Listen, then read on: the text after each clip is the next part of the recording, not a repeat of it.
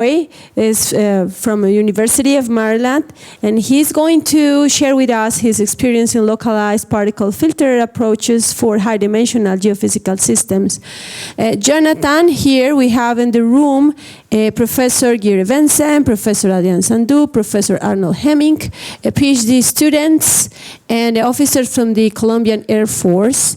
And we are going to be very happy to hear from you, your contributions and your theory developed for trying to improve the localization in geophysical systems. So thanks for joining us and thanks for your time. All right, thanks for inviting me. Sorry I couldn't make it.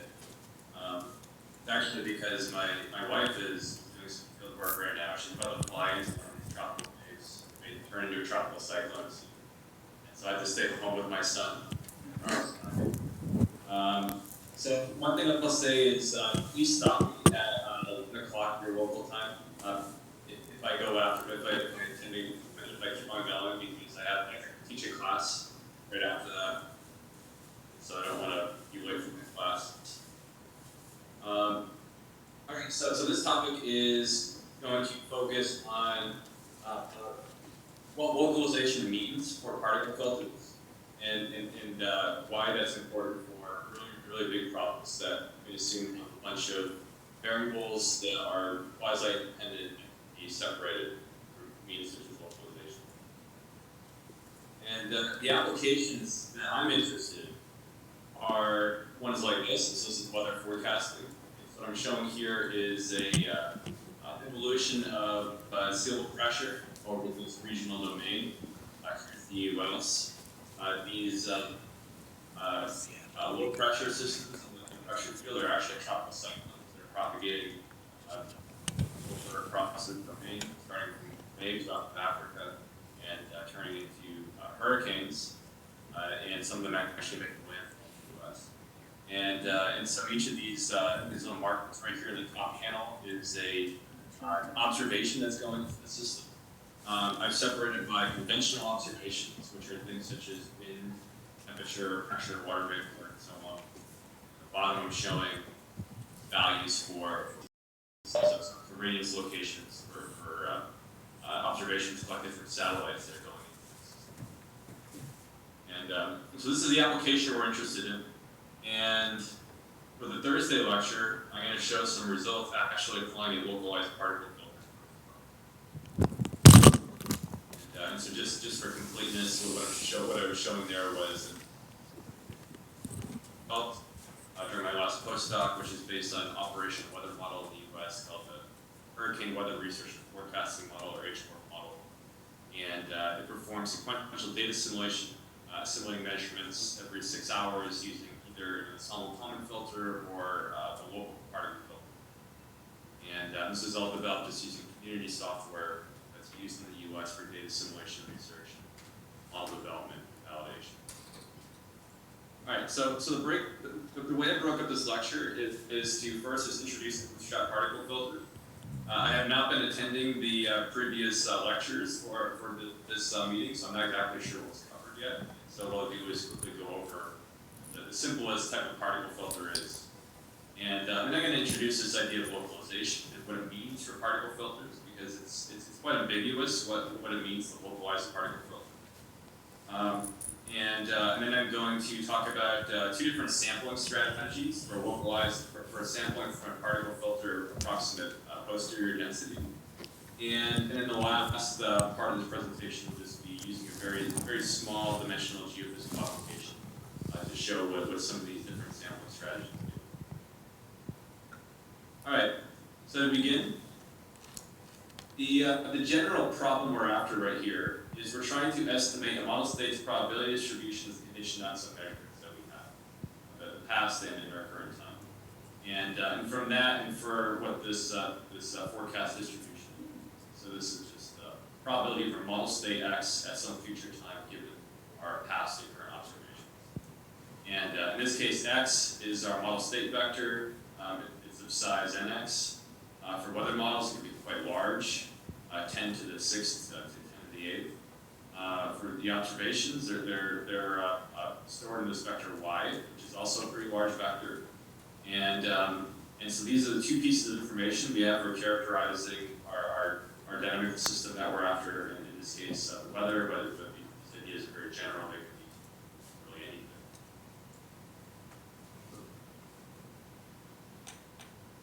For some reason, all right, for some reason part of one of my slides is cutting out. Oh, there we go.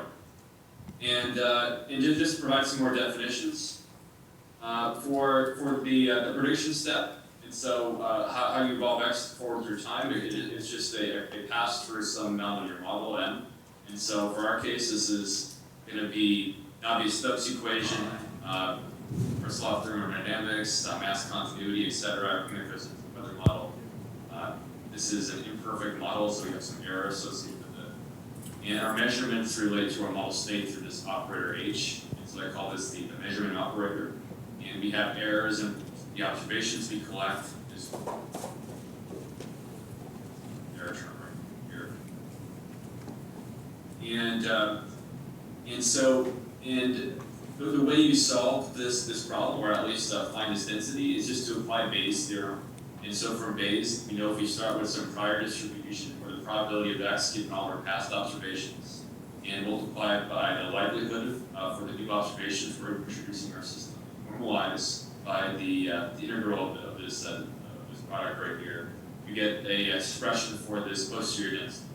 So this is just simply applying Bayes' theorem to estimate this filtering density. And the prediction step, so going from here to here, is just given by the integral of some transition density times this posterior density, this previous time. And so this is just a generic representation of how we go from here to here. It's something we can never really do in reality, especially for really high dimensional problems. And so we have to make some approximations here. And so this brings into, brings us into Monte Carlo methods, so ensemble data simulation approaches. And the idea is if we can draw from this posterior density right here.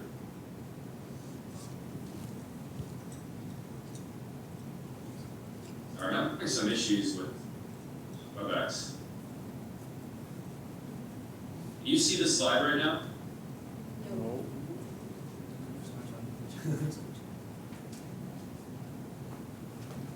Hello?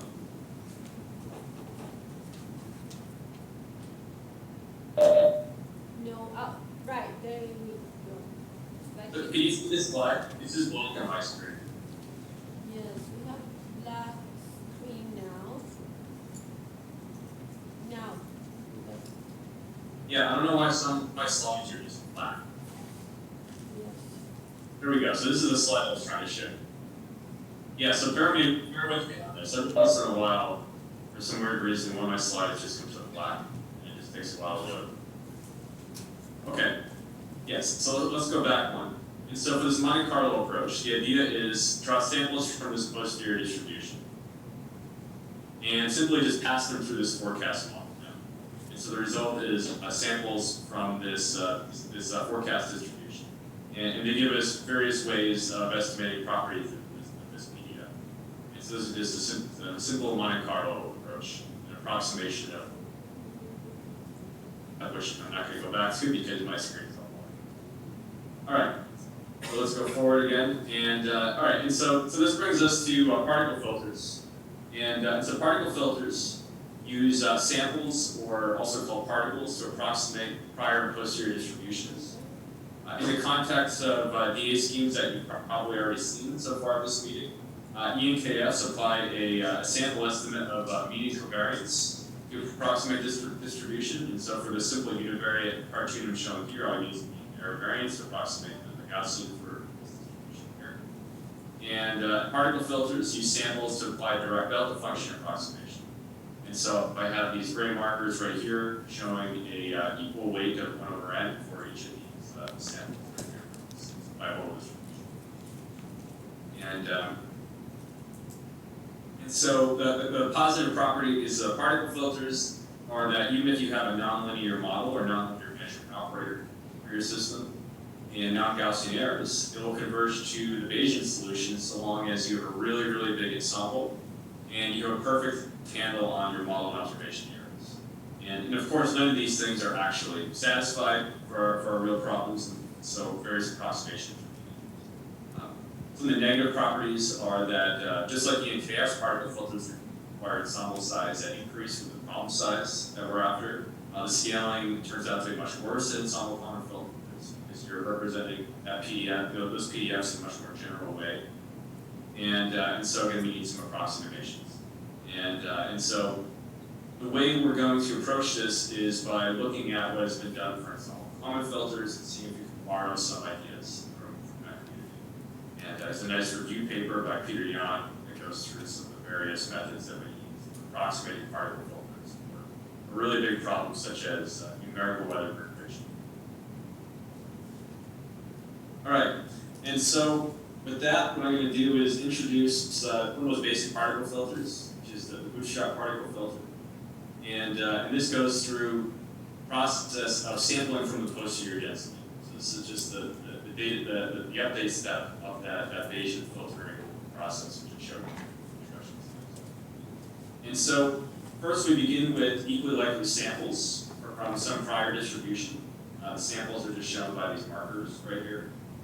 And all these markers come from is just a model integration from our previous posterior density to this time. So this is just a Monte Carlo forecast step.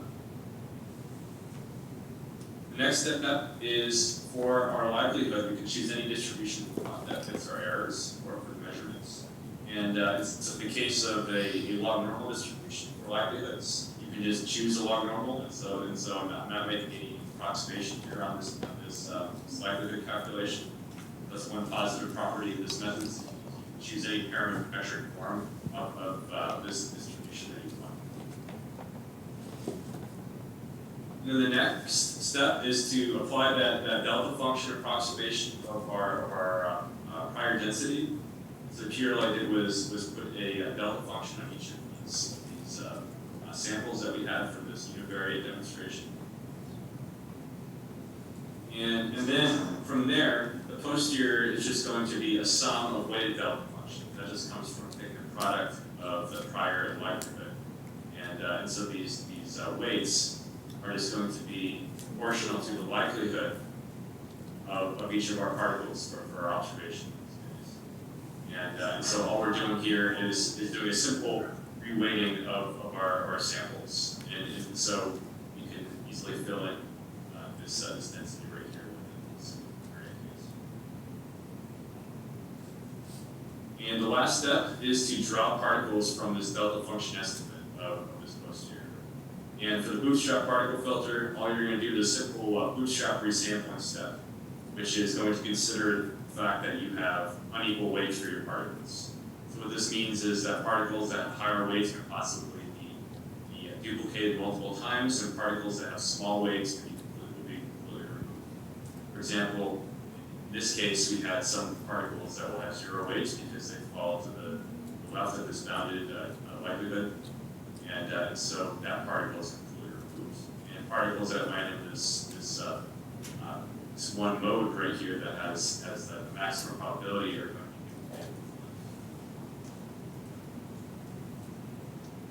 be And before I move on, I just want to mention that it's common to sample from a distribution that already considers the observations.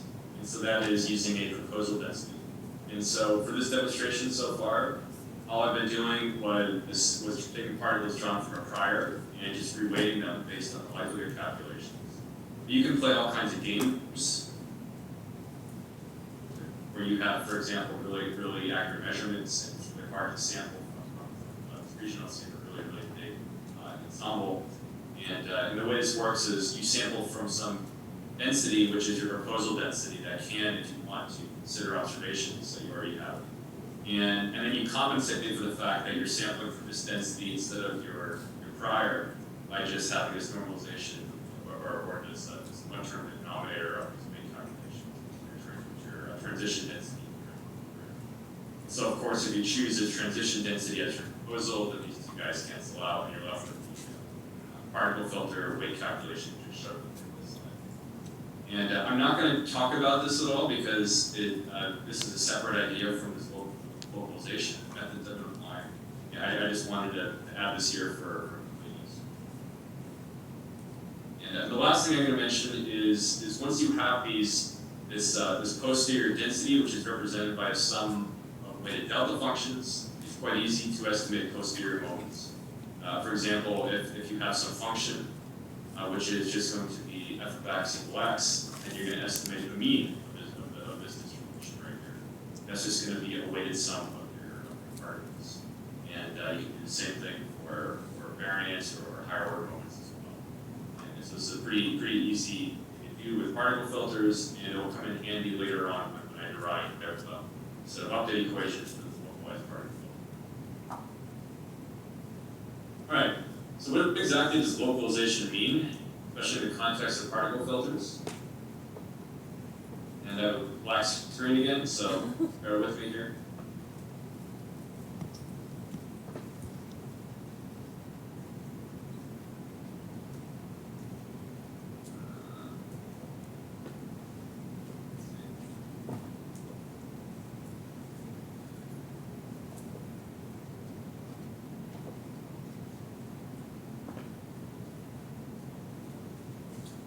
All right, slide for this section. And so first thing I want to mention is that there are, to the best of my knowledge, 2 localized particle filters that are currently being examined for weather prediction purposes. I call them particle filter-alike methods because particle filters in their purest form will likely never work for problems this big. Best we can do is just make various approximations. And so I have listed here two particle filter methods. One is one that's being developed by Roland Bauhaus Group in Germany,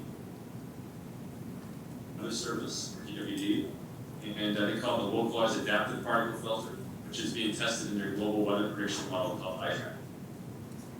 The other is the method I'm going to spend a lot of time talking about today, which is the Potter-Joy local particle filter, which has recently been applied for severe convective storms using the weather research and forecasting model. And currently there's ongoing testing of this method at the U.S. National Oceanographic and Atmospheric Administration, or NOAA's National Severe Storm Laboratory, also at the University of Oklahoma, and also the University of Maryland. And I'm actually not going to talk about these results at all during this meeting this week. I'm going to share some other results applying this method for synoptic scale numeric weather prediction in that experimental regional modeling system that I showed on the opening slides. And I got a black screen again.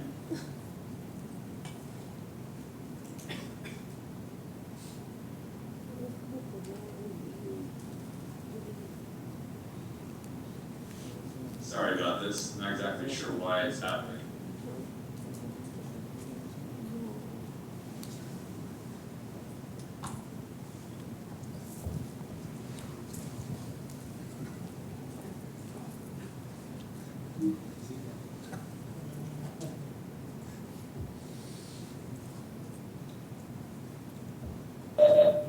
Jonathan, you may use the regular screen in order to see the slides. Don't be worried.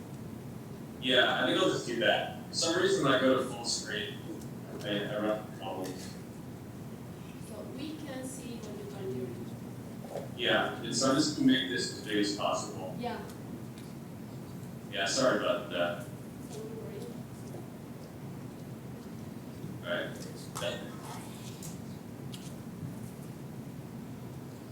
All right. Yeah, I think this will make sense. All right, so first, let's consider what's done for our common filters. And so for ENKFs, we take this prior density that we use for this Bayesian update, and we approximate it using a Gauss. So all we need is a mean and error covariance. Approximate this. And so what it's done is just to take a sample average for our mean and a sample error covariance based on just a set of members that come from the observation step.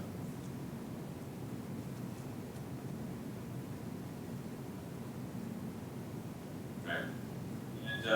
And so one thing that's been done for a while in the EAKF community, really, really big geophysical problems, is to estimate this sample error covariance using what they call localized version.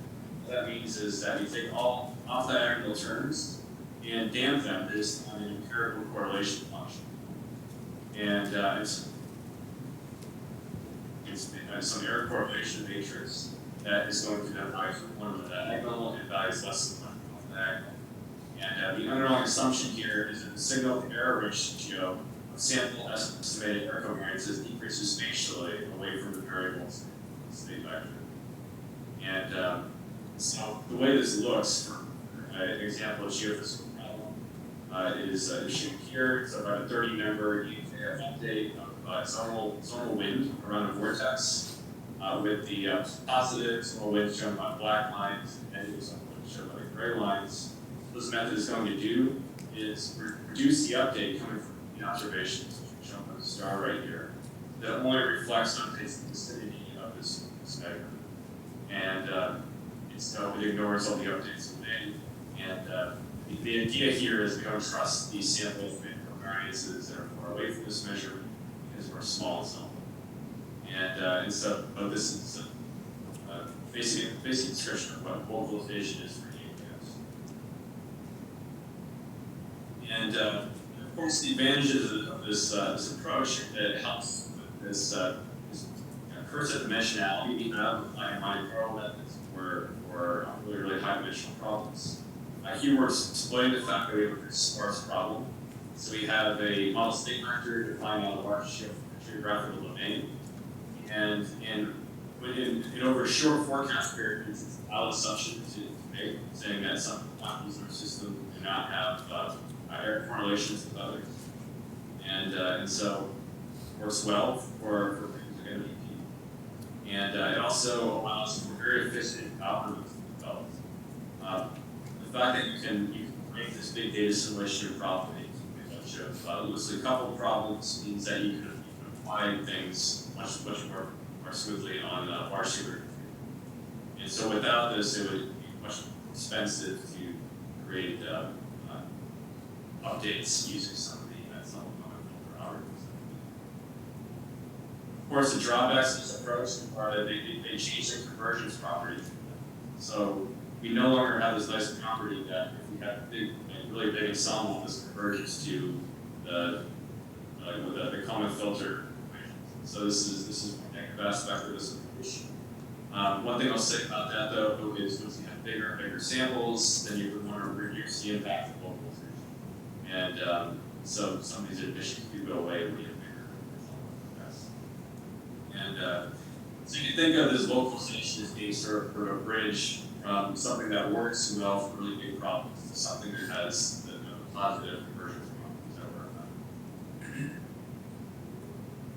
All right, and so the way to introduce this localization idea for particle filters is to consider a very simple multivariate problem just using 2 variables. And so, for the sake of argument, consider this 2-dimensional problem where x is just given by a column vector that stores variables u and v. And we're going to observe one of these variables, v, measurement y. And so here our goal for data simulation arguments is to just draw samples with the probability of the state vector given our observation.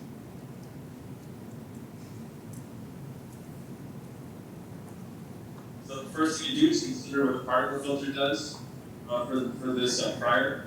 And so the primary density for the particle filter is just represented by a sum of equally weighted delta functions, just like we showed earlier. And with that, we can just apply Bayes' theorem. The posterior is just going to be a set of weighted functions. So this is nothing new. This is just what I discussed.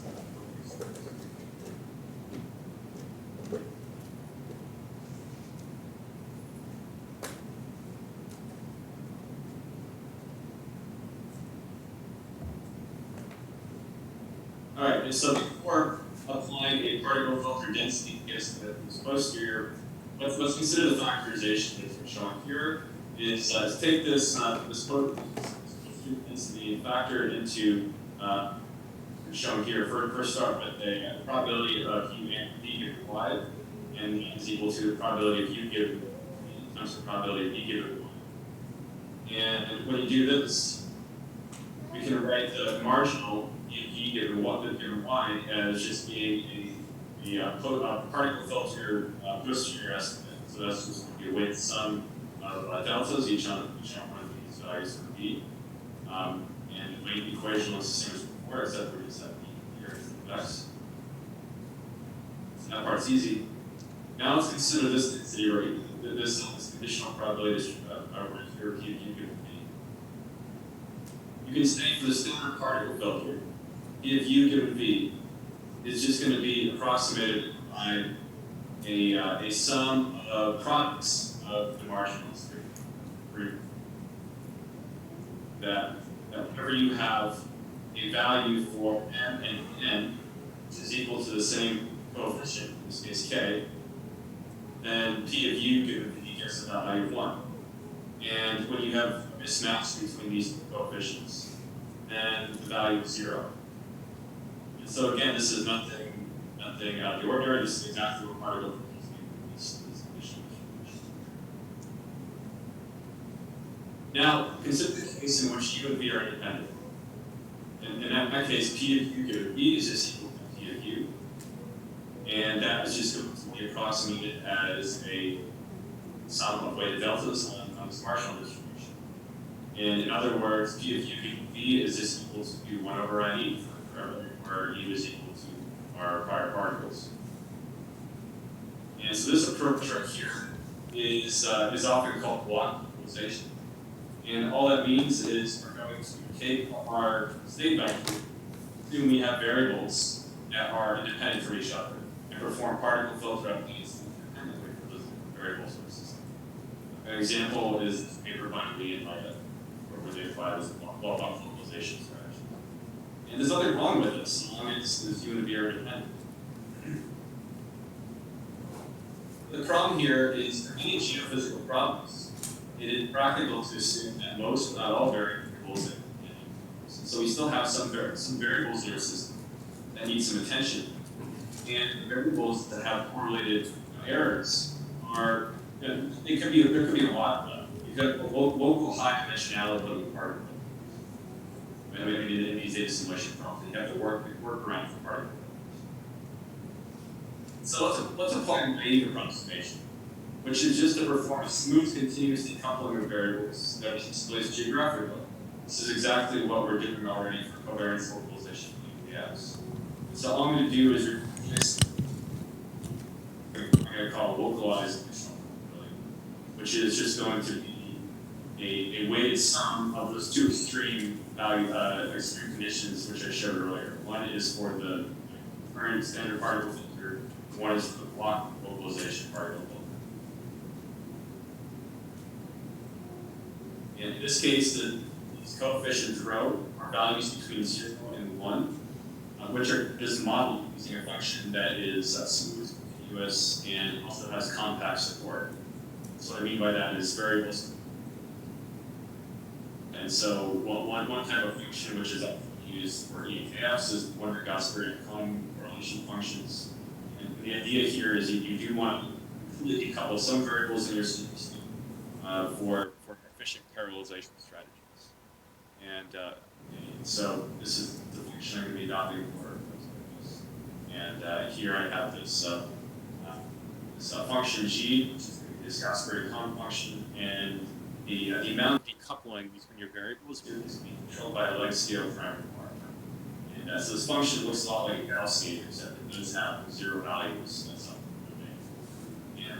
And the width of that Gaussian shape function looks a lot like Gaussian, and so R is really it's like a standard deviation in this case. And one thing to note here is when you start decoupling variables from each other, strategy increases the number of possible solutions with non-zero probability from NE to NE raised to the NX. And so you're essentially saying you can solve different parts of this problem independently from each other, or quasi-independently from each other. And this makes things quite difficult. We're actually trying to do it across samples. I'm going to show it next several slides. All right, and so one thing I did note here is using this localized approximation for this conditional distribution. The particle filter estimate of P of X and Y. And if you take this and you just integrate it over boundaries of B, over the marginal for probability of U given Y, you get something that essentially looks like the weight equation that I'm showing in this paper here by Roger Show 2019, which I arrived at a different approach. And this strategy does something very similar to what some component filters already do. So that's the motivation. And so just having this here for completeness to show that once you perform this integration, the marginal is, you get something that has already been used for particle filter applications. And one thing to note here is for P of P given Y, we still have particle filter approximation. And so this localization strategy does not affect what's happening for the observed quantity. It only affects the update of or the approximation of probabilities for the unobserved quantities.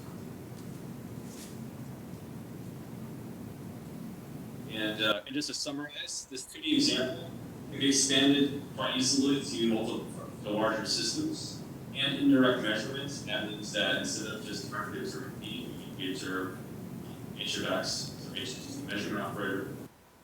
And if you have a set of independent observations or independent batches of observations, then you just perform a sequence of recursive updates to get at that. And so then we have an approximation for P of X and Y, which is going to be a localized approximation that uses the original particle filter density in space during each sampling step and decouples variables in X from the outspace update or variables in Y. And so the I's variable in X is going to be slightly decoupled from the Jth observation using this Gauss-Green cone function, which depends on this flight scale parameter J. And so RJ is infinite, and all this system does is it converges to the standard particle filter estimate of shear densities. And when R is very small, it converges to the block localization strategy that I described, that I mentioned in my overview. And just for completeness, the ops for independent errors, the ith marginal of this localized posterior density is going to be just given by a sum of products of all the observations that we have in Y. And so here in the parentheses, I have the localized weight equation for the Jth observation. And so we can, if we assume we have independent measurements, the product over all the values. Again, you can batch observations. You don't have to assimilate an observation. You can assimilate batches of observations. And that gives us, for our final weight equation, or marginal, so this distribution, a sum of localized weights on each of these particles. So these omegas are going to come up later on. And so there's been there are papers recently that, well, not so recently, that have shown that the bootstrap particle filter for a simple Gaussian problem scales very poorly. And so EnVIVO has just described what this localization does for this type of problem.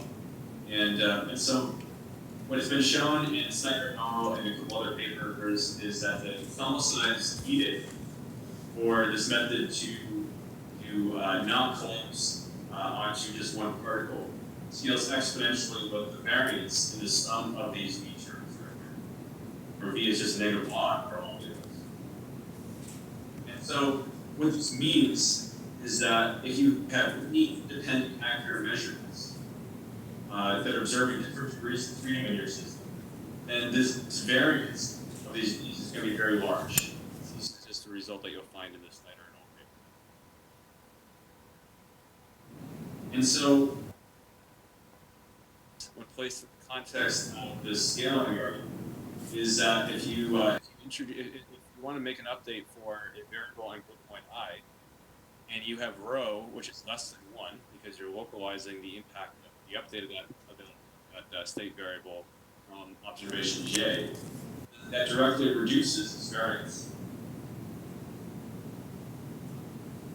But at the same time, say you have many observations that are co-located, that are very accurate, and this localization strategy is not going to help you. You're still going to collapse onto one particle. And so localization alone is not enough to solve some of these stability problems with particles.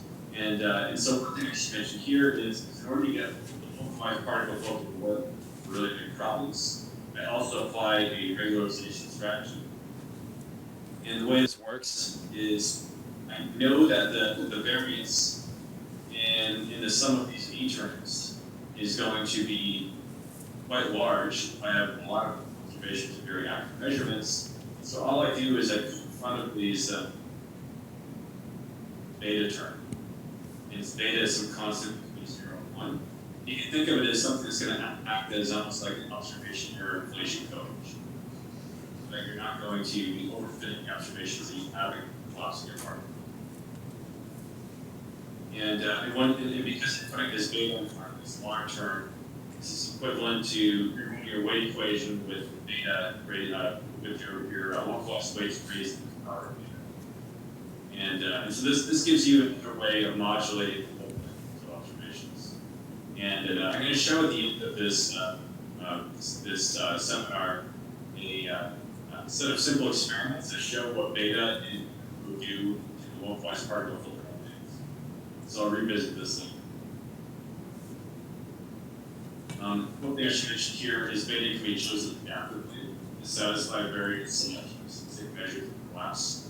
And so what I do for my work is I go to each grid point, my model domain, and calculate a coefficient for beta that satisfies the threshold effective normal size. And so if I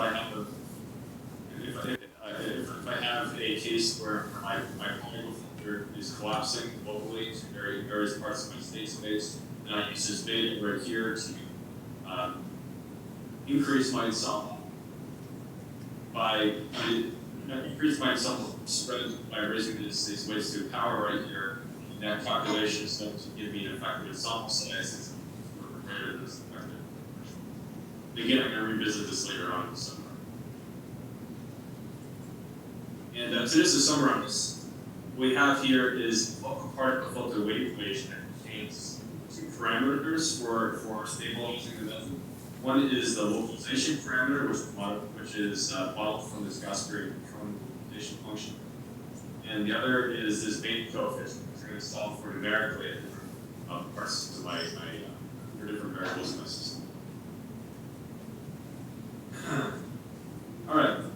So for the next part of this talk, I'm going to discuss different ways of sampling from this localized particle filter density. The first thing I should mention is that calculations of this localized posterior are not feasible. And so essentially what we did was we took a problem that was already really hard for high-dimensional problems, made it even harder by choosing. And the issue here is that the posterior density is approximated as the sum of delta functions. But now you have a delta on each intersection of all your different marginals for your particles that you started. So possible solution to this, which is a really, really big number for moderate-sized problems. And so even if a small subset of variables in X is considered for this update, you cannot calculate this density. You can do it for small problems, so I'm actually going to show some examples in this section. Not feasible to calculate what this localized density is. And so additional approximations are needed to arrive at a sampling convention for this localized curve. The first one I'm going to mention is is what's used by our own houses group in Germany. And we adopted a strategy which is very similar to pre-existing methods. First thing we noticed was adopted in 2016. And the idea is to provide an independent sampling for each variable x. And so I'm just going to look at all the margins after this distribution. And I'm going to pick each variable and do a simple bootstrap sampling at every grid point I have. And so that's every sample is just going to make use of my prior particles and the subscale weights for each of those margins.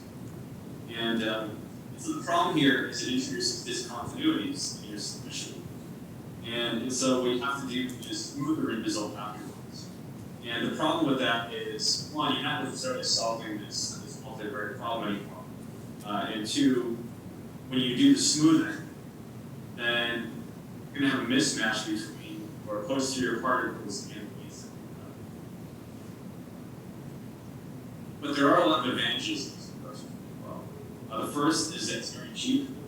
It's quite affordable on the big computers to perform the sampling, and it's very easy to code as well.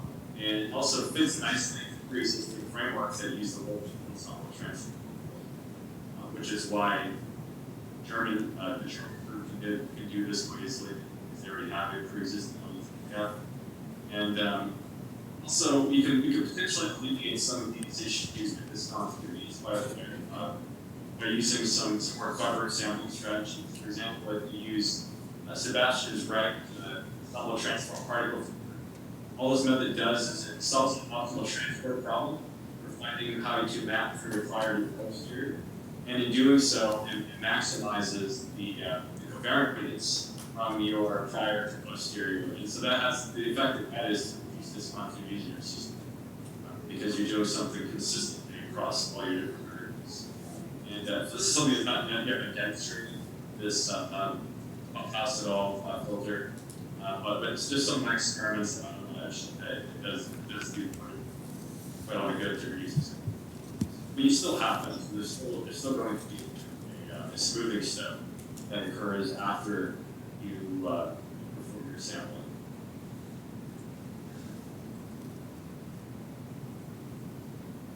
And the second strategy which I'm going to talk about is the one that's used for my filter. And the way I introduce this is first mention that this filter is designed to work well with pre-existing serial ensemble common filter algorithms for use in the United States. And so the two pieces of community software that are frequently used are the Data Simulation Research Testbed, or DART, which is maintained by the Data Simulation Research Section of NCAR, National Center for Atmospheric Research. And also the ensemble part of the NOAA data simulation package that we use for all of our operational models. In fact, this Powder Journal 2019 where is in both DART and this NOAA package. And the strategy that's going to be adopted for sampling is to first assimilate observations one at a time, just like serial and common filters.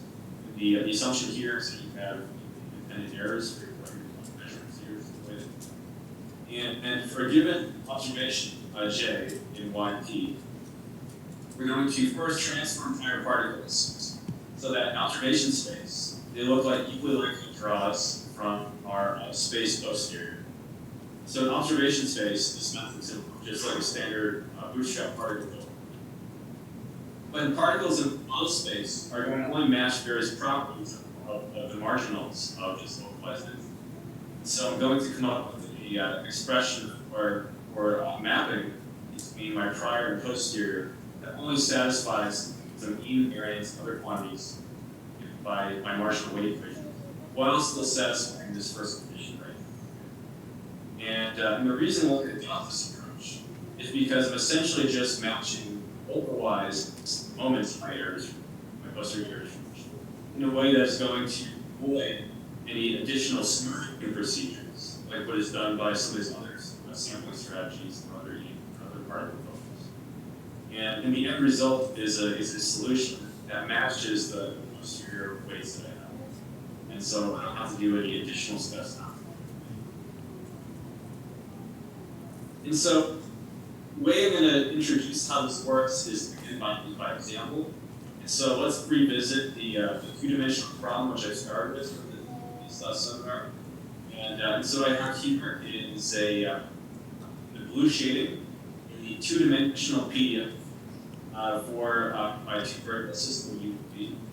And these blue markers right here are samples from the joint PDF for U and V. And I have a this dashed line right here is just an observation, which I'm collecting, a direct observation. So my measurement operator is just H of X equals V in this case.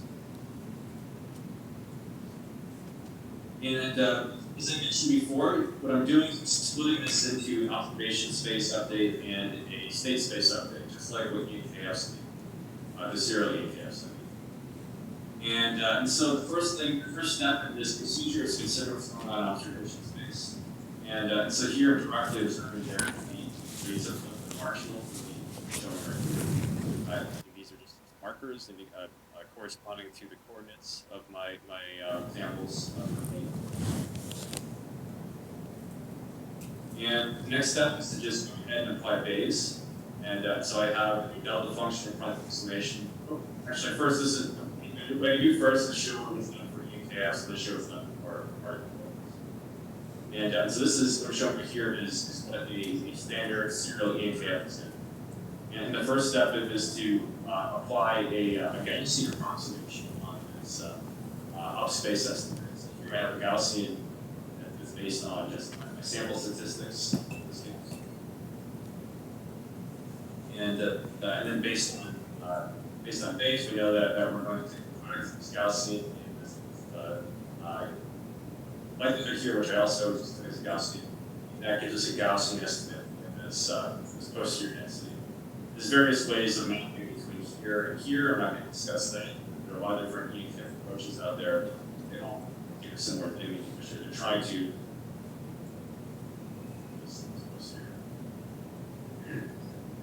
And then for the state space update for EKFs, it's going to look a lot like just simple linear regression. And so you're going to make some correction to your prior particles. That is going to look like a sum of weighted differences between your observation and prior mean estimate of the observation. And so what I have here is this matrix K, which includes error variances between my state variables in X and my observed variable B. And all it's going to do is take that information, that updated in observation space, and spread it to my state variables. And so what you see here is that these markers only move along these lines as we're applying a linear regression based on error variances. All right, now let's revisit the particle filter. So for the particle filter, that observation space update is replaced by a standard particle filter. So all I have is a approximation of some of direct delta functions, and multiplying that by our likelihood gives us a sum of weighted delta functions like before. And so localized particle filter is going to do this observation space, and along with providing a resampling step as well. So we're also going to do this resampling, resampling step, particle. And the next step is to appropriately, where the mean update comes from a weighted sum of variables. So this circle right here is just sort of like a Schur product or omega product. And these omegas they're telling us information about the marginals for the two variables in our system. And then for the perturbations at the main mean, I have a mix of perturbations for sample particles and prior particles. And so the reason why I broke it into mean and perturbations is because I'm deriving these coefficients R1 and R2 to satisfy just the posterior mean error variance of these marginals. And again, this is a preliminary step before I get to the main step. And this one right here is going to tell me how I'm going to mix sample particles with prior particles to satisfy various properties of that localized medium. And because I have this resampling step, where Kn is just going to be the n sample particle, my bootstrap resampling off space, it has a nice property that does pass the covariant information across different variables. And so while it's not guaranteed to satisfy the correct posterior variance, it is a pretty good approximation of this way numerical experiments. And so what's important here is these omega terms, and recall these omegas are just going to be given by this product of likelihoods for each of the observations in y. A subtle thing I have to mention here is that if I'm performing a recursive update with this method, these omegas are not contaminated by sampling error based on the sampling for each particle in my system, because I'm using the original prior particles in my estimation to calculate this. So I'm always tying my updates with these omegas that are not contaminated by sampling. And so that's one thing that's not obvious in this algorithm. It's a very important property of this method. And of course, we have our two coefficients, rho and beta, which are able to localize the problem in light regularization. That's really accurate. And these R terms, R1 or R2, are both functions. They're derived to satisfy this data right here. Yeah, they're derived to satisfy the first two posterior moments of this localized posterior density. And so this is something that is also functional. And so the result is a set of update steps that yield spatially smooth localized updates similar to what we do for serial EKS. So there's no need to perform additional smoothing steps afterwards. We're just basing our update on estimates of my posterior mean and variance that reflect localization. And because the localized updates to those quantities is rather smooth, then so are the updates to the corresponding particles. And so there's no need to do any additional steps. And then the last part of this is I'm going to show by demonstration why this step is important.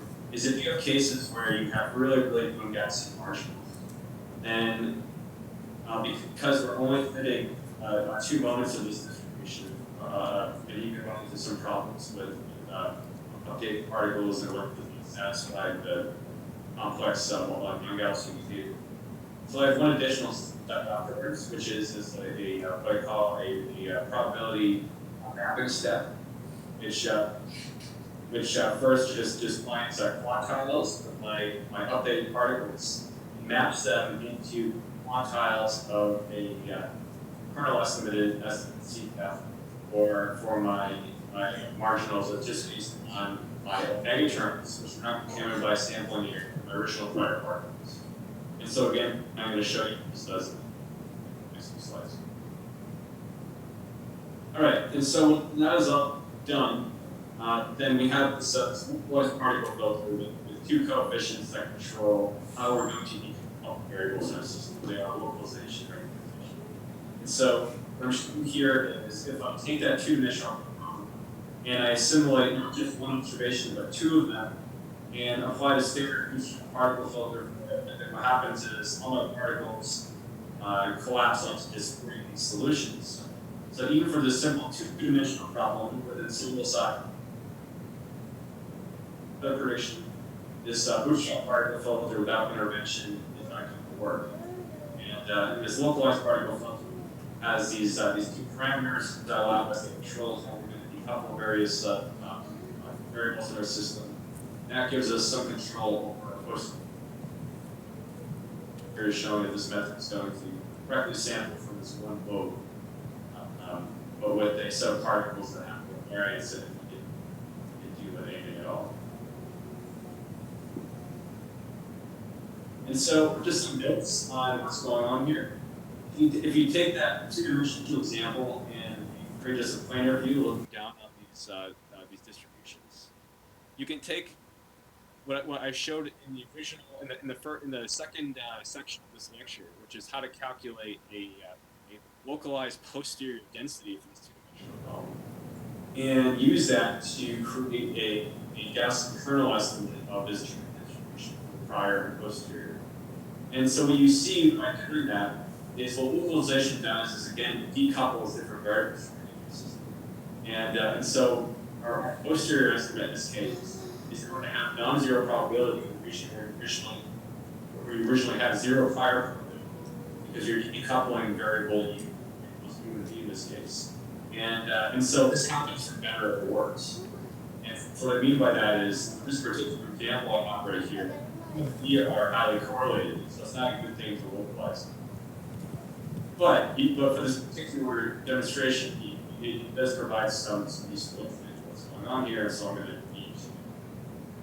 And so these blue lines right here are my prior PDF estimated by Gaussian kernels for each of my prime particles. And these red lines right here are Gaussian kernels based on the localized point locations for this localized particle. And so again, I use the stuff in section 2 of this seminar to define what this booster density is. And I'm showing in the red what's going on for the marginals of D and so if we had an effective sampling strategy based on our localized particle filter approximation, then we should be doing sampling for this bipolar distribution. So first I'm showing just the sample for the prior, which is shown by the lines right here. And if I apply this sampling strategy, it just considers the first 2 moments, then you get something that looks like this for our posterior. And of course, what we're seeing here is that just using the first 2 moments alone does not work really well for this bimodal problem. And so you have a lot of particles that are landing in areas where you have pretty low posterior probability. And you need this additional probability mapping step to shift particles based on the fact that you have all this knowledge on the marginals for the distribution based on the calculations. And so once you have this extra mapping step, you shift particles based on this additional information that you have. And so this is an important step, and so I'm going to go into some details of what it does. So the first thing is it starts with equal weights for prior particles. And in this case, my prior particles are particles that have been adjusted already by the first step of the algorithm. That is, we went through, we simulate all the measurements that we have, and we have these samples that are conditioned on our measurements, but they've been adjusted only based on the first 2 moments. And we also have these set of particles that have non-equal weights, which are based on the prior particles in the system. And so we have two ways of characterizing our posterior density based on samples. So the first thing you do is to represent these prior particles as a sum of equally weighted Gaussian kernels. And so this is going to be our blue line right here. And I'm showing by the red line the same distribution approximated by a sum of weighted Gaussian kernels. And so I'm showing this red line right here is just going to reflect this posterior density. And the next step is we have to characterize them somehow. And so in order to perform the probability mapping step, you have to know what the quantiles of these distributions are, or at least a CDF. Oh, no, you have to know what the quantiles are for the prior and the CDF for the posterior. And so what I'm showing here is a calculation of quantiles based on a kernel estimate with CDF for the prior. And so this is going to be a sum of CDS, one for a Gaussian approximation of each of those particles. And the posterior is just going to be a CDF that is given by a weighted sum of Gaussian kernels. So the only difference between these two for this strategy is this one is going to use my marginal weights that I have for each of my particles. It's also going to use the original prior particles.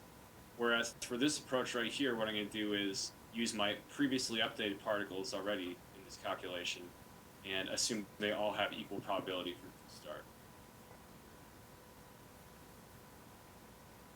And then what we're going to do is invert the CDF for our posterior, which is called Q, to find how to map between our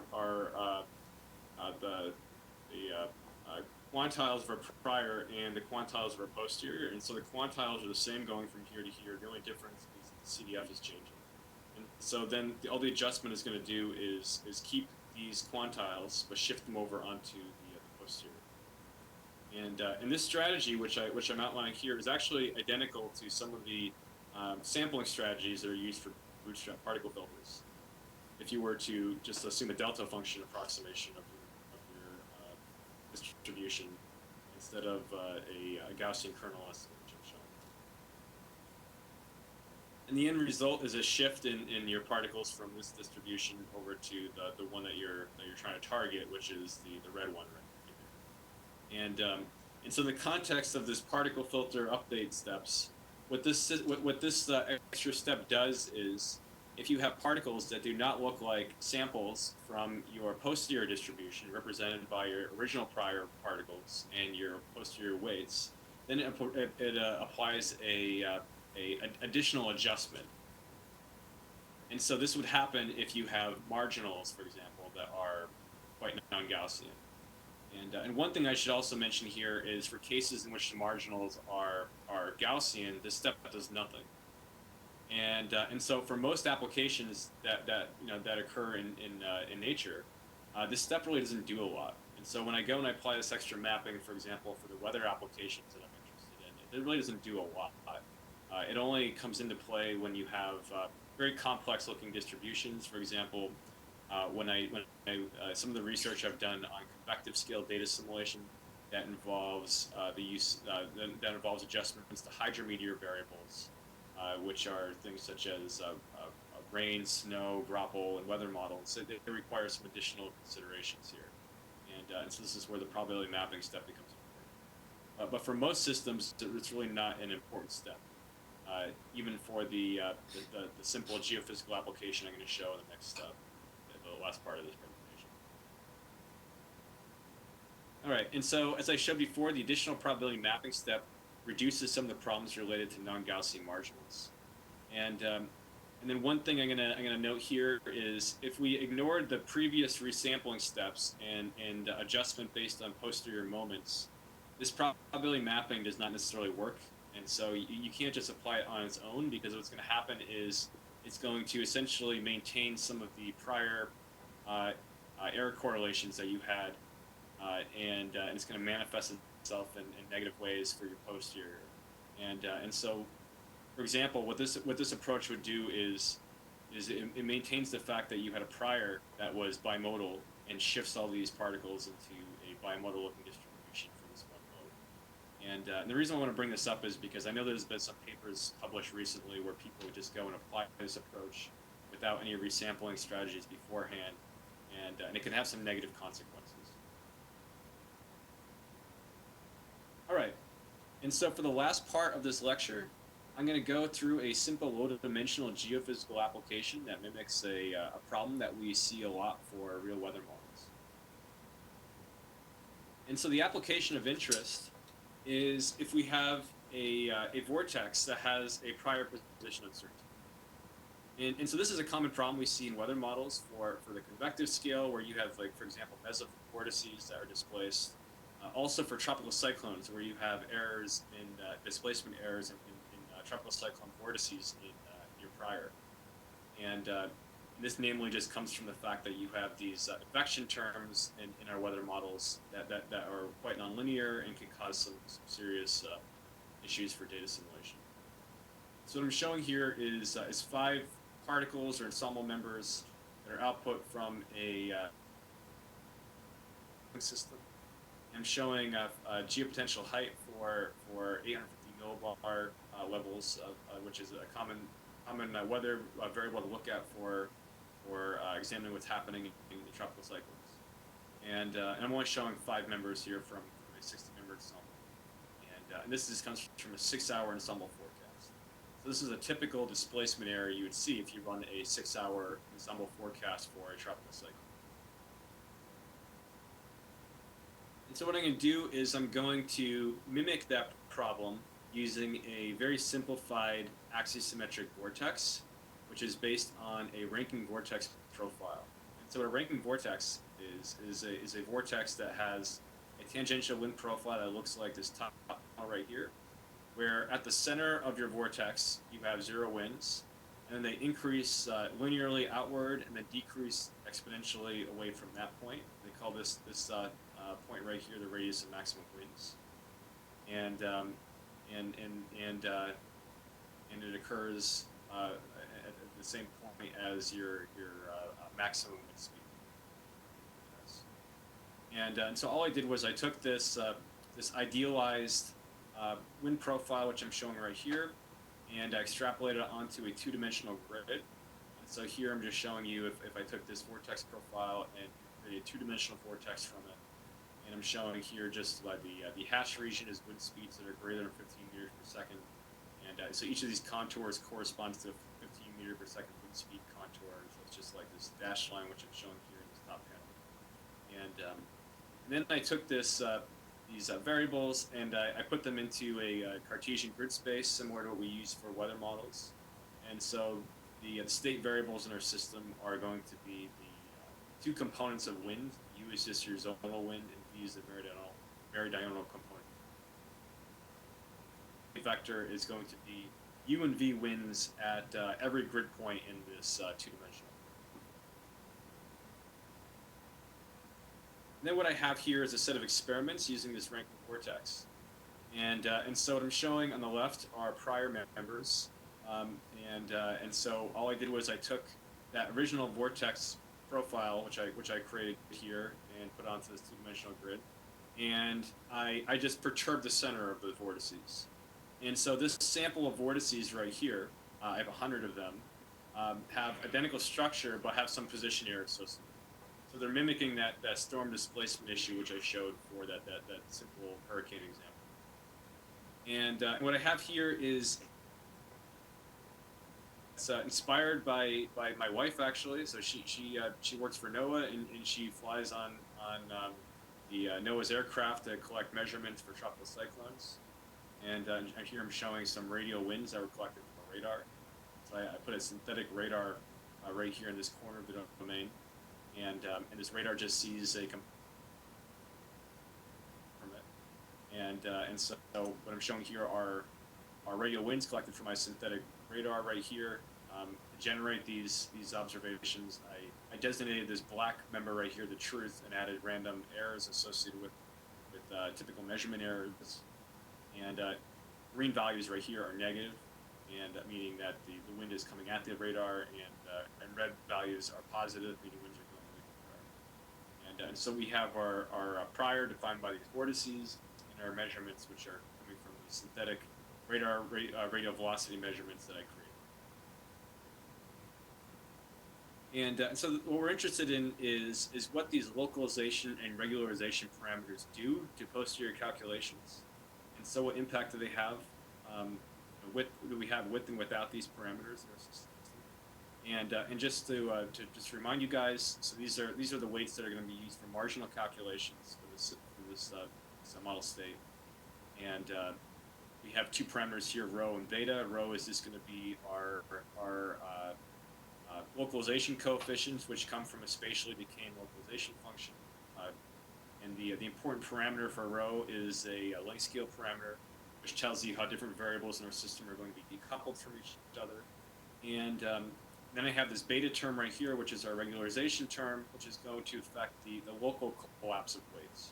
And the important parameter for beta is the effective ensemble size we're going to set.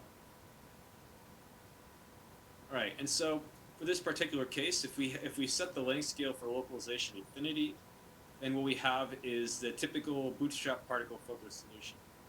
In this case, if you have no localization at all, it takes, I think, like 10 to the 6th or 10 to the 7th members in order to get an ensemble that is not going to collapse onto a very small number, say 10 members. And so this problem is this, even with the simple axisymmetric vortex demonstration poses some difficulties for the bootstrap particle filter. And what I'm showing here on the right is what the posterior particles look like. In this case, it is collapsed to 1 particle. On the left, I'm showing you the particle weights. You have 1 for each grid point in our system. And So in this case, they all collapse to just one particle, just shown by these red plane up here, and down here is where all the other particle weights are. So they're all set. They're all values of close to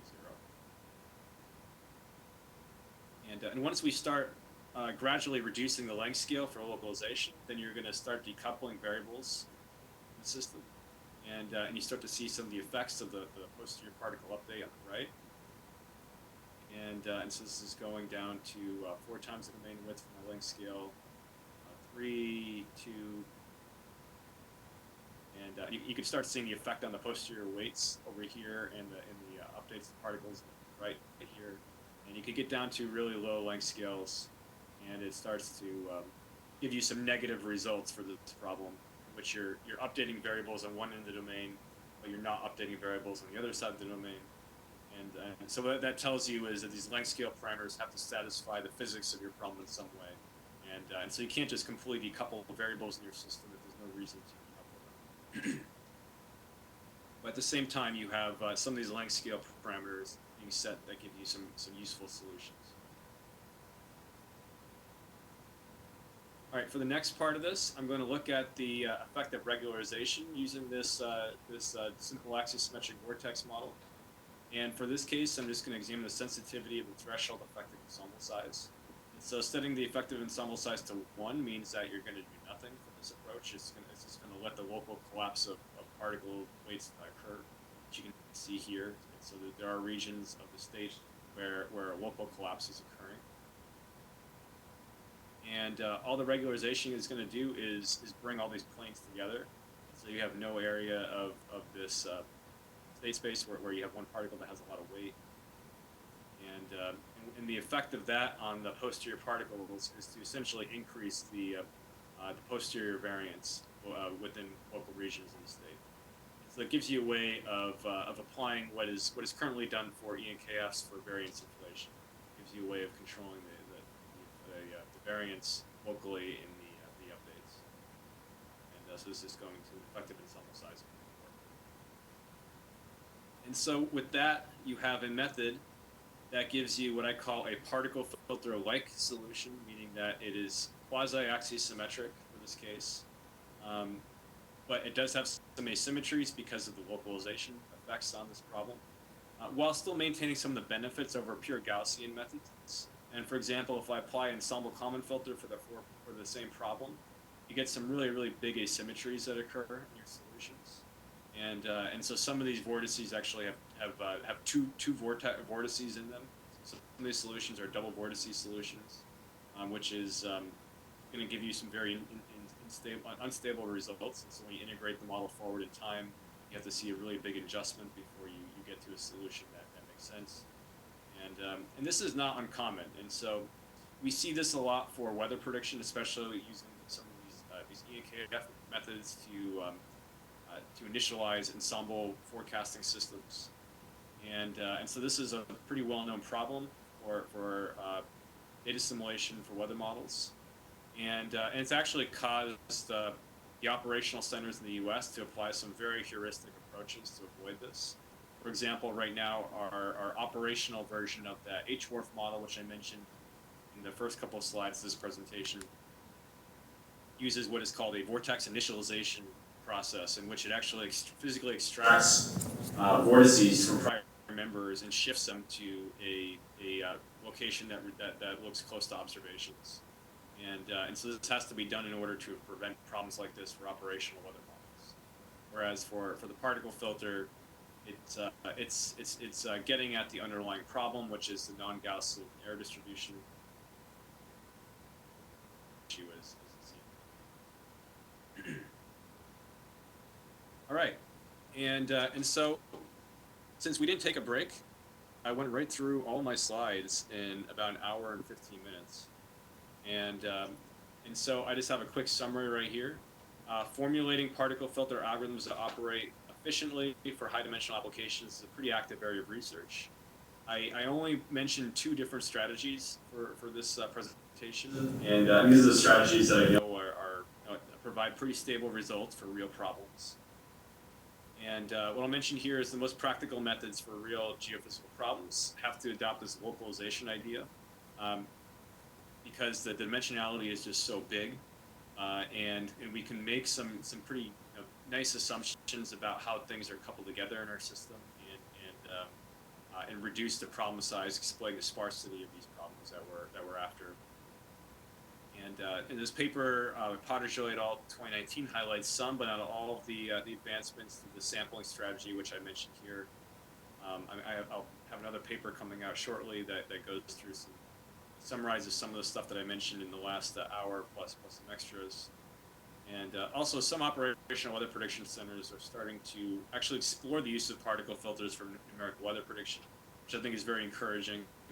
This is something that you wouldn't think was possible just a few years ago, and so look forward to some results coming from Germany on that. And with that, we have plenty of time for questions.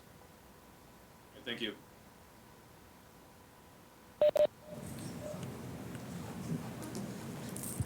Thank you, Jonathan. I think we may have a lot of time for questions. Thanks for your presentation. I'm very excited about hearing these results. So, someone has any question? Questions? Yeah. We have a question here from our National Institute of Weather Forecasting, IDEAM. Good morning. Thanks for the presentation. My question is better to assimilate vertical data instead of surface stations? I'm sorry, can you repeat the question? The question is it better to assimilate vertical data instead of having surface stations in the case of particle filters? Well, yeah, I mean, I would say definitely yes, because when you get down to the surface, you have a lot of model error involved. And so some of these approaches that we're talking about today are because they just simply don't work well when you don't handle model error. And so that regularization strategy you mentioned is needed to deal with situations like that. And so I think in general, for all the ensemble data simulation methods we use, whether it's the ENKF or particle filter, we tend to get more out of upper air observations just because the model is just more accurate in the upper atmosphere compared to the surface. Do we have more questions? Yeah, another one.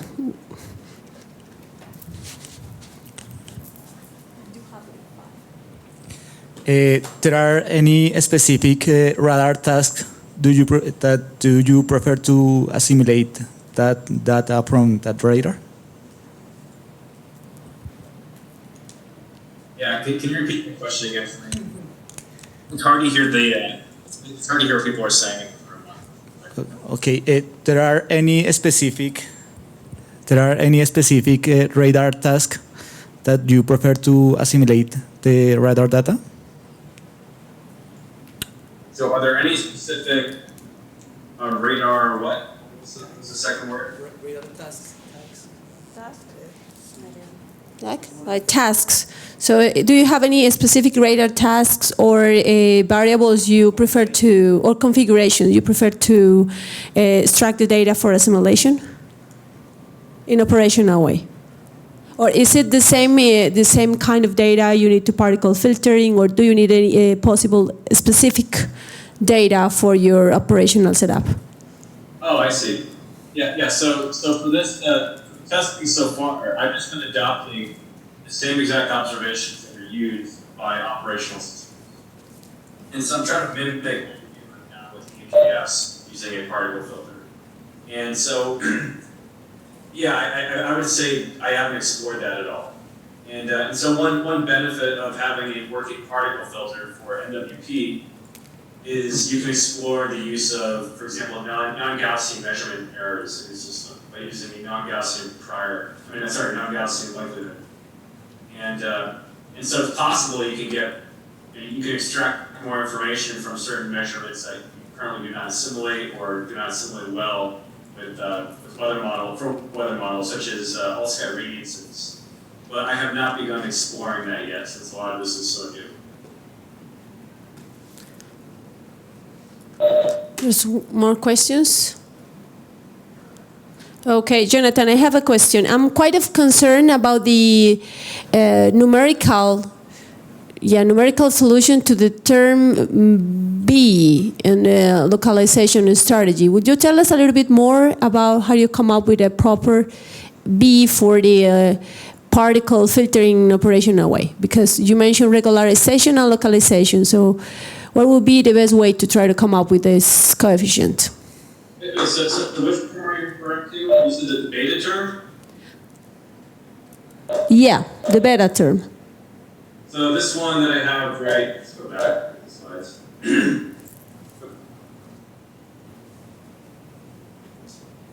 So this one right here. Yes, the numerical solution for beta that you said. That. What would be the best way to try to solve it numerically? Yeah. So actually, the way I'm solving for beta is very simple. I'm just using a bisection method, and so it's just a simple numerical solver for identifying the beta that is going to give me an effective ensemble size based on this weight equation that is no smaller than any EFF. And so this part's pretty robust, and so I can in general find pretty accurate solutions for beta for each grid point that give me that solution. There are situations where round off error can be problematic because you're dealing with weights which are based on which have really small values for a lot of observations, and so there are some additional steps that go into that calculation, which we can talk about afterwards. But in general, this is not that problematic, at least for the applications I've been dealing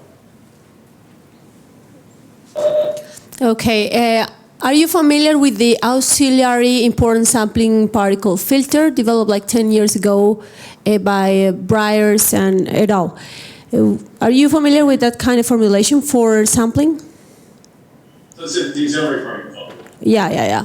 Would you please try to set up like a difference or similarity with that way of importance sampling for your localization in this particle filtering, or does it have anything to do with the localization filter?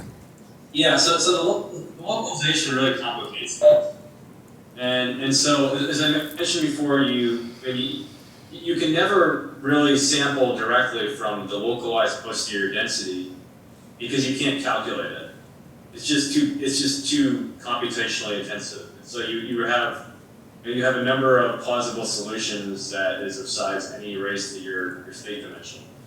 And so the sampling strategy I've adopted here is it looks more like just a standard bootstrap particle filtering sampling, but I'm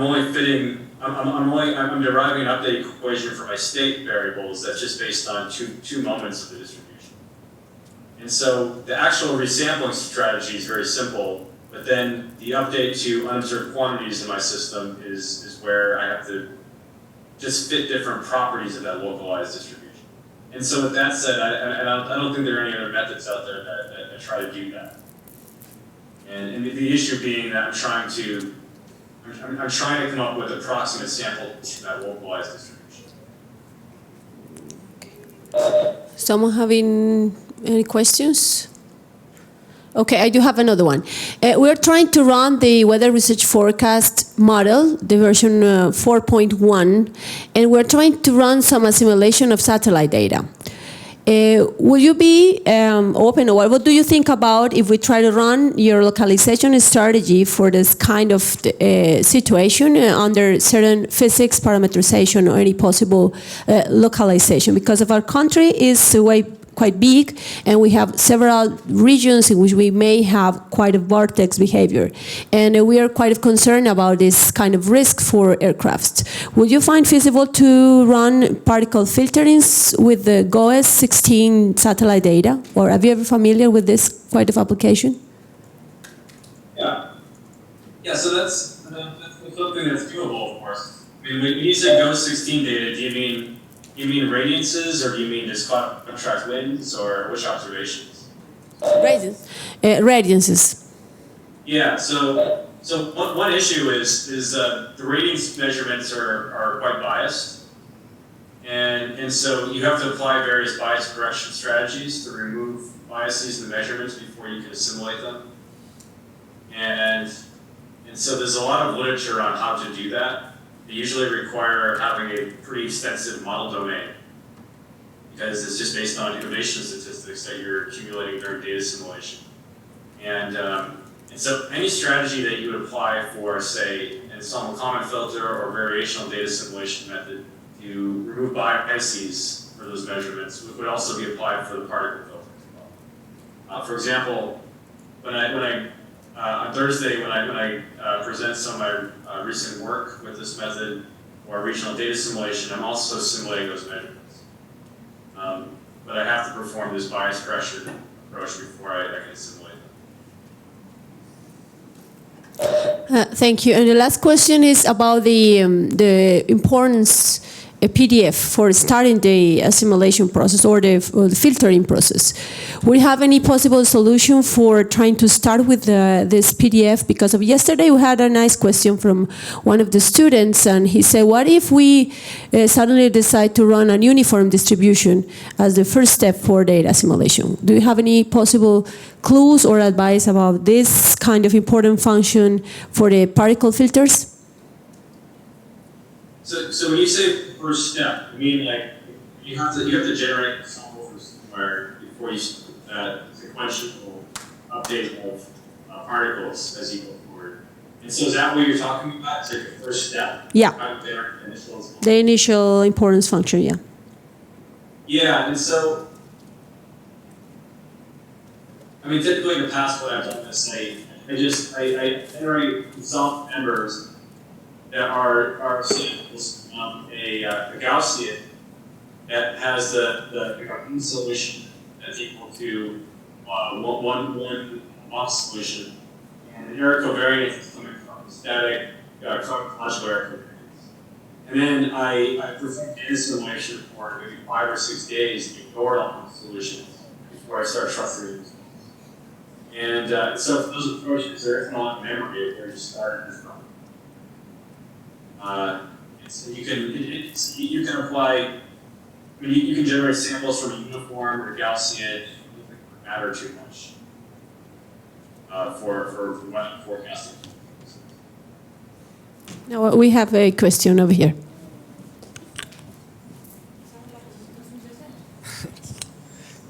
Good morning.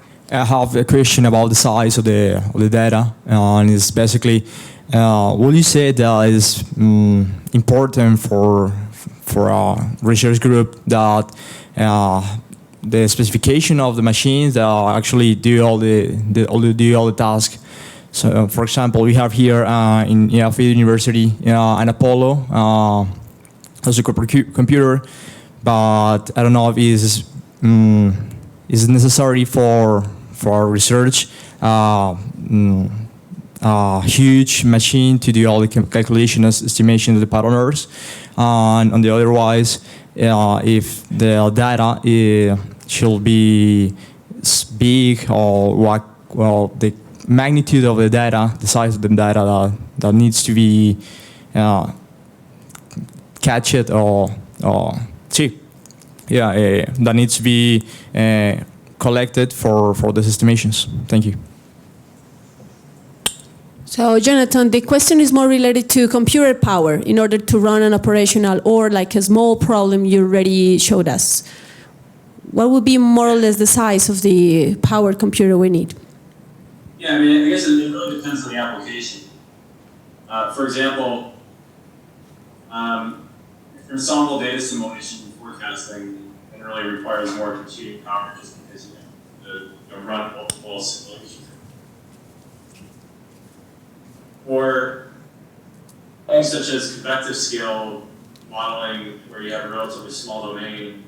I know places such as in National Storm Laboratory run their own forecast in-house without using a big supercomputer.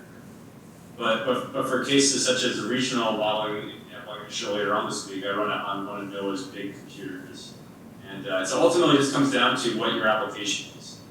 So certain scales of motion in the atmosphere require, like more computing time than others, such as synoptic scale weather prediction. But when you get on the convective scale, then you can reduce the problem to a smaller domain and run a lot of experiments fast. And so it really depends on the application that you're using. And one thing I'll say is for particle filter is the computational time required to use this method is very similar to, say, E and KF. And so the idea of how big your problem is and what it takes to run a Summer Common filter on that problem, then it would be similar for a particle filter. Well, I'm moving the question towards complexity. Will you have any idea about the algorithmic complexity of your proposal on localization? Like O, M, or N, or is linear, or what kind of complexity are we dealing with? Yeah. So I have like a formal expression for what the complexity is in this method. The only thing I'd say is the complexity should be the same as serial E and KX in terms of what the computational burden would be for you. And so you're essentially going through the same process of performing a observation space update followed by a state space update. And so it looks a lot like what we have for serial E and KX. Great. Well, do we have more questions for Jonathan? Well, thank you very much, Jonathan. I really would love to have a round of applause for Jonathan because he has been helping us so much from far away, and thank you very much. So, round of applause. Thank you. So we hope to have you on Thursday in Barranquilla to keep moving towards this conversation. Thank you very much. So you may go out for a coffee break, and we keep in a moment.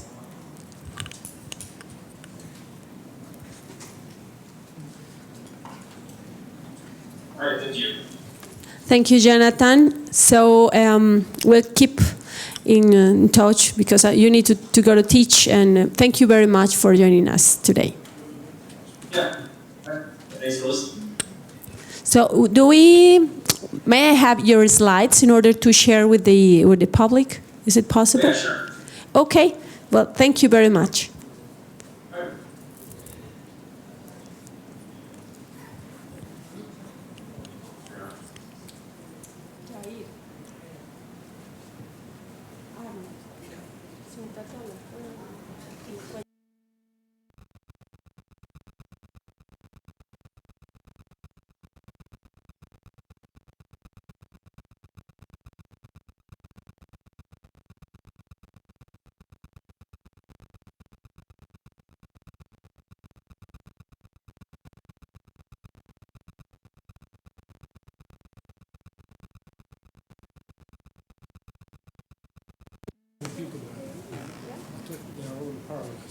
Yes, like this person.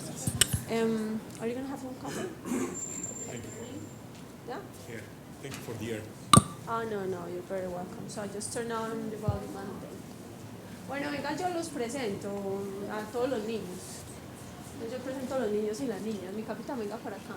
Yo los presento con los niños y las niñas. Hola, ¿qué más? Están todos asustados. No fue sino que usted entrara uniformado y estos se quedaron así como quietos.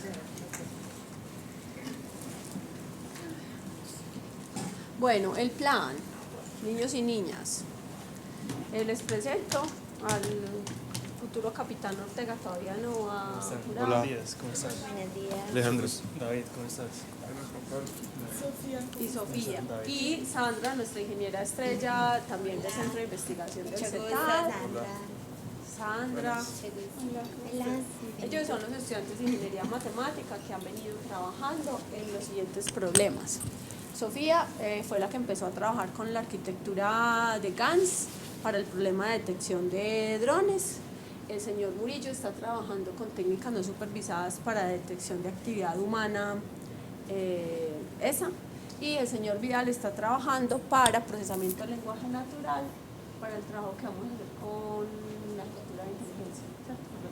Entonces ellos por ahora tienen problemitas juguetes, pero entonces la idea es que se conozcan para que Sandrita empiece a interactuar con ellos, porque la idea es empezar pues a transferir. Sandra el año pasado con nosotros estuvo aprendiendo a trabajar con redes profundas y ya ella pues es la que hace todo lo que tiene que ver con reconocimiento de objetos, patrones, etcétera, etcétera. Y José es el responsable, el adulto responsable del centro de investigación. En este momento él está haciendo doctorado en ingeniería conmigo. O sea, el doctorado de él tiene que ver más con sistemas grandes de comando y control. Entonces todos estos pedacitos son pedacitos que él tiene que atender como investigador en el centro de investigación, pero esto en particular no está relacionado con la tesis de él. O sea, la tesis de él está más relacionada con ese mundo de atmósfera, que es lo que le ayuda a hacer Sara, que Sara es ingeniera física de AFIT, que también es ingeniera del CETA. Entonces la idea es que se conozcan y empiecen a hablar y ver si entonces le sacan un tiempito porque para que le muestres a Sandra lo que has hecho y para que le muestres a Sandra lo que has hecho y para que tú le cuentes también a José qué es lo que han hecho. ¡Tarán! Ya. Pues no se asusten que él es chévere, él es bien. ¿Cómo estás? ¿Cómo te va? ¿Qué has hecho? Está interesante. Sí, Ayer no vine, lo vi en streaming. Eso, pero Sí, lo sí, viste. Lo vi en streaming, me pareció interesante. Entonces ya hoy vine ya más a ver cómo es la cosa. Perfecto. Una pregunta. ¿Cómo es el origen de este workshop? O sea, ¿cuándo empezó la idea? La idea empezó porque el primer amor mío son los filtros de partículas. O sea, vení, yo me sí, tomo tú un has tinto. trabajado en eso. Sí, ese es el ya. primer amor. Ese es mi primer amor. Pero espérate, yo pongo esto acá. Espérate, yo pongo esto aquí para que nos tomemos un tinto.